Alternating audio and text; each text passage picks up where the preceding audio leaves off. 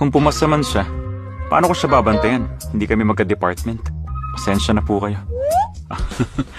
Ikaw talagang bata ka. Sige, cheers, cheers. Sige.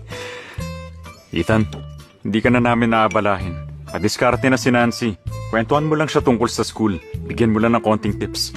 Mabilis ang pace sa Luminara. Sobrang busy si Ethan. Kung may kailangan si Nancy, pwede niya kaming lapitan. Tama siya, Robert. Pagdating sa mga bata, labas na tayo doon. Oo nga. Sige, kaya na tayo. Ganito ba kahirap para makapasok sa top school? Kailangan pumasa sa sariling sikap. Hindi dahil sa building donation. At hindi madaling makaalis. At para magka-info sa isang school, dapat magtanong sa anak mayaman. Sorry po. Nananadya tong babaeng to. Talagang papahayain pa ako sa harapan ni Ethan. Linda! Paiyak na, natatawa ka pa? Ang sama mo. Ang baba mo lang sa exams. Aasarin mo pa si Nancy. Hindi ko naman siya inaasar. Inaasar mo. Halata namang naiinggit ka sa kanya. Linda, mag-sorry ka. Linda, mag-sorry ka na. Mula ngayon, mag-focus ka na lang sa tama. Magpatulong ka kay Nancy at mag-aral. Magpapatulong ako sa kanya? Di sira ng pag-aaral ko. Huwag kang ang ganyan. Alam mo ang galing mo. Mr. Lewis, sa pagkakaalam ko, mataas ang grades ni Linda. Ethan, mataas ang grades ni Linda? Naloko ka ba niya? Bale, sir, alam niyo ba nakuha niyang score? Ilan nga ba? Mga 3 or 400 siguro. Kung titingnan pinanggalingan niya, aasa ka pa. Kainis. Hamakin mo na ako. Huwag mo lang hamakin ang probinsya ng Brookshire. Hindi kami basta-basta. Wala lang kaming top universities. O ano yan? Yung binti ko.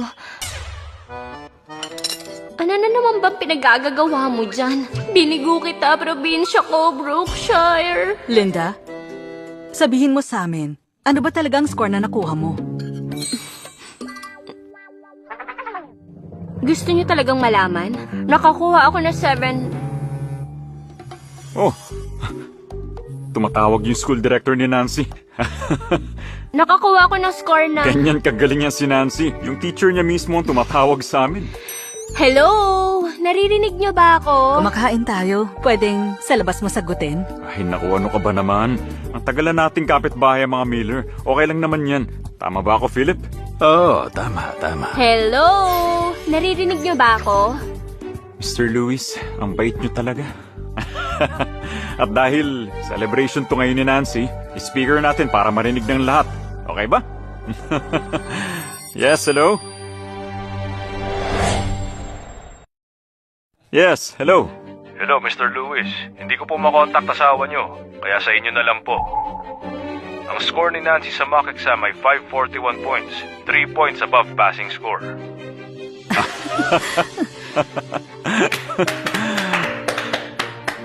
Nako, sir. Good news talaga yan. Diyos ko, sa tono mo, akala ko bumagsak si Nancy. Actually, may gusto sana akong itanong sa inyo. Nabanggit ni Nancy na malayong kamag-anak niyo raw si Linda Walker at dyan daw siya nakatira sa inyo ngayon. Gusto ko lang i-confirm para maintindihan ang sitwasyon niya. Ano kayang problema na naman kay Linda?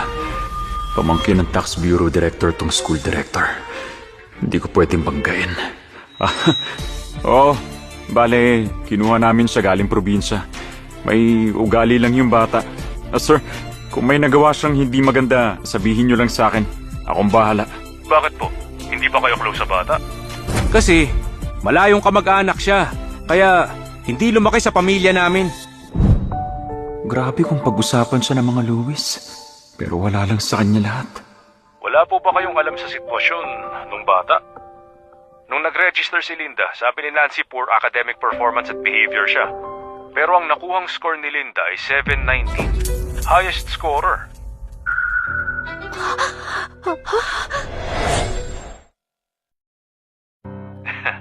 Hindi sana mababa ang score ni Nancy kung parehong education level ni Linda. Kung may star student lang ako tulad niya, promoted na ako to vice principal. Baka pwede siyang palipatin sa klase ko. Nakakahiya. Paano nangyari yun? Si Nancy dapat disiplinahin niyo. Kung Kung hindi niya siniraan si Linda, vice principal na sana ako. Wala na. Sira lahat. Nag-invest ako sa 3 anak ko. Ginastusan para lang gumanda ang connection sa tax bureau. Nasayang lahat. Ayaw naming makaabala sa usapang pamilya. Mauna na kami, ha? Ma, hindi pa tayo tapos kumain.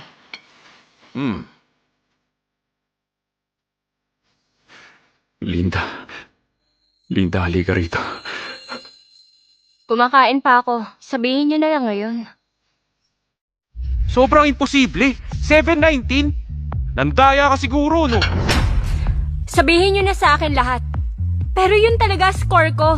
Ikaw, kahit aralin mo lahat ng libro, kakayanin mo ba yon? Aba, hindi mo afford magpa-tutor? Di ka makapag-aral dahil sa trabaho? Oo, kaya pinilit ko talaga mag-aral maigi. Magpaturo sa teachers. Wala talaga akong sinayang na oras.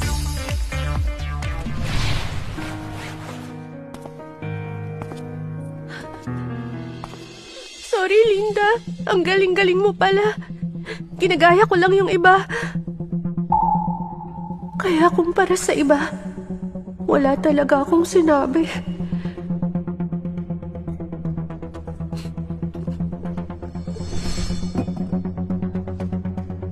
Sorry na talaga.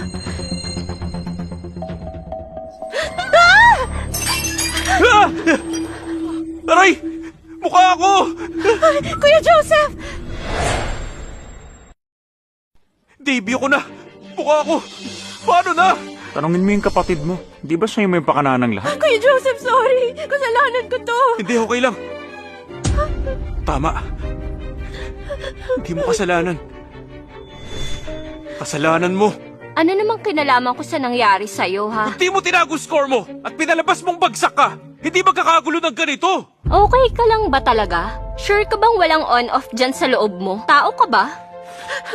Kuya Joseph, sorry talaga. Kasalanan ko kung bakit nasugatan ang mukha mo. Nancy, tama na nga yan. Hindi mo kasalanan. Hindi, kasalanan ko lahat to.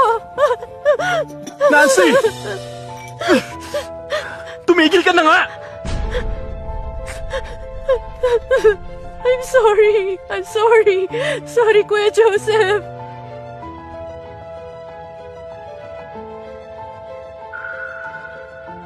Pag yung college entrance exam, may essay na Introduce a Good Drama to a Foreign Friend, sigurado ako maganda ang entry ko. Yung ampon, binubuli yung tunay na anak. Hinamon pa tayo ng basag na bote. Kung may kakampihan man ako, sigurado ako si Linda na yon. At hindi ko susuportahan yung mapagpanggap na tulad mo. Ethan, tama na. Huwag ka nang dumagdag. Kuya, sorry talaga.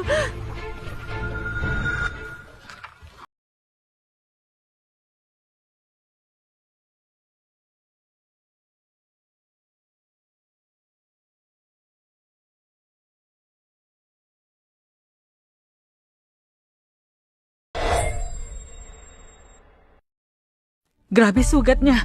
Charles, pagamot mo siya.